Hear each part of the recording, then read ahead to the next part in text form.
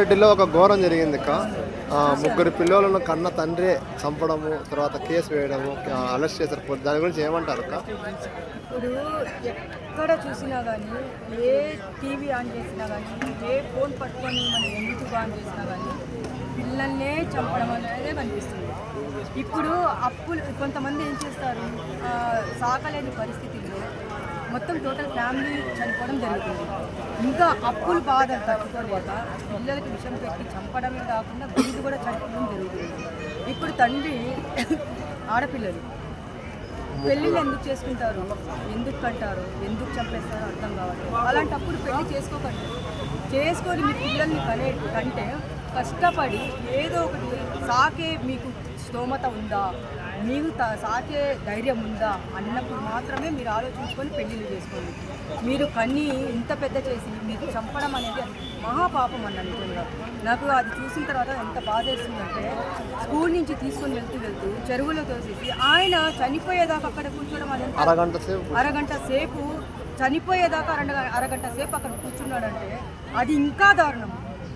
ఎంత పాపము. ఒక పిల్లని మనం పరాయి పిల్లని ఒక దెబ్బ వేస్తే మనం బాధపడతాము అరే అని చెప్పేసి. అలాంటిది ఈయన ఎందుకు అట్లా చేశాడు నాకు అర్థం కావట్లేదు.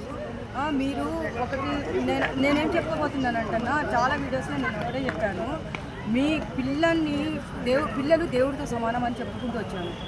చంపే హక్కు వాళ్ళకి లేదు. ఉంది అంటే మీరు కష్టపడి ఇప్పుడు కష్టపడి పైకి రావాలంటే ఏదో ఒక బిజినెస్ కానీ చిన్న షాప్ పెట్టుకున్నా కానీ ఆ పిల్లలతో సాగొచ్చు. మనము రోజుకి ఎంత ఇక్కడే చూడండి, రోజుకి 2000 3000 సంపాదిస్తున్నారు రోడ్ల మీద. పాప్కార్న్ అమ్మింది. అలాంటిది ఏదో ఒకటి పెట్టుకొని రోజు 1000-2000 సంపాదిస్తున్నారు కదా. అలా సంపాదించుకొని మీరు పిల్లల్ని సాకలేదా?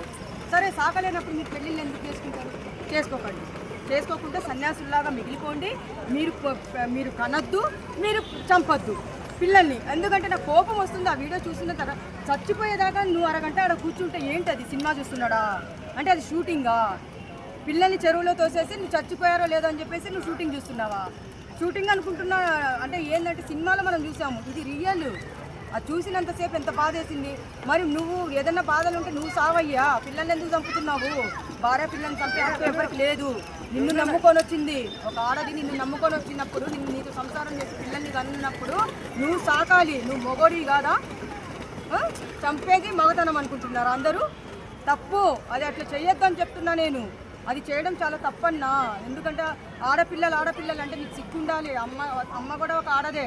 నువ్వు అమ్మ కడుపులో నుంచే వచ్చావు. ఆడపిల్లని నీచంగా చూడకండి.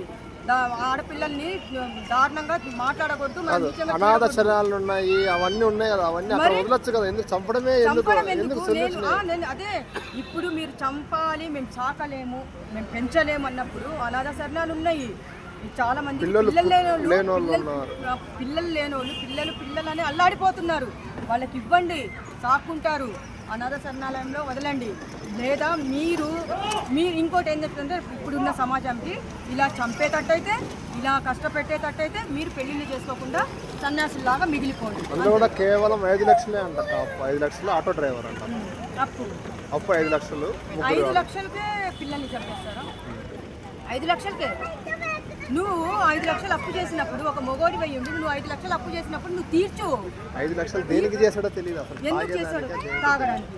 ఎందుకు? ఇప్పుడు తాగడానికి ఇంట్లో దొంగతనాలు జరుగుతున్నాయి.